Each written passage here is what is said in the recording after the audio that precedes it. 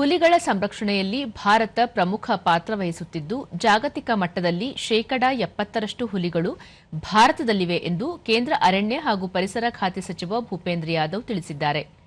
ಅಂತಾರಾಷ್ಟ್ರೀಯ ಹುಲಿ ದಿನದ ಅಂಗವಾಗಿ ದೆಹಲಿಯಲ್ಲಿ ಆಯೋಜಿಸಿದ್ದ ಕಾರ್ಯಕ್ರಮದಲ್ಲಿ ಸಚಿವರು, ಹುಲಿ ಸಂರಕ್ಷಣೆ ಎಂದರೆ ಕೇವಲ ಒಂದು ಪ್ರಾಣಿಯ ರಕ್ಷಣೆಯಲ್ಲ, ಬದಲಿಗೆ ಇಡೀ ಪರಿಸರ ವ್ಯವಸ್ಥೆಯನ್ನು ರಕ್ಷಿಸುವುದು ಮತ್ತು ಪ್ರಕೃತಿಯೊಂದಿಗೆ ಭಾರತದ ಸಹಾನುಭೂತಿಯ ಸಂಬಂಧವನ್ನು ಕಾಪಾಡುವುದು ಎಂದರು.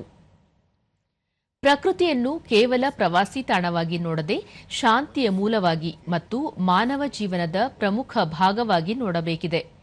ಪ್ರಕೃತಿಯೊಂದಿಗಿನ ಸಾಮರಸ್ಯದಿಂದ ಬದುಕುವ ಭಾರತೀಯ ಪರಂಪರೆಯನ್ನು ಮುಂದುವರಿಸಿಕೊಂಡು ಜೀವವೈವಿಧ್ಯ ಹುಲಿಗಳ ಸಂರಕ್ಷಣೆಗೆ ಭಾರತ ತನ್ನ ಬದ್ಧತೆಯನ್ನು ಮುಂದುವರಿಸಲಿದೆ ಎಂದರು.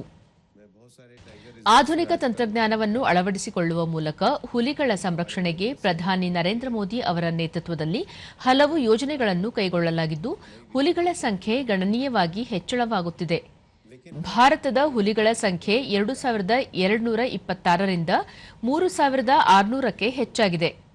ಹುಲಿ ಮೀಸಲು ಪ್ರದೇಶಗಳ ಸಂಖ್ಯೆ 47ರಿಂದ 58ಕ್ಕೆ ಹಾಗೂ ಆನೆ ಮೀಸಲು ಪ್ರದೇಶ 28ರಿಂದ 32ಕ್ಕೆ ಏರಿಕೆಯಾಗಿದೆ ಎಂದು ಮಾಹಿತಿ ನೀಡಿದರು.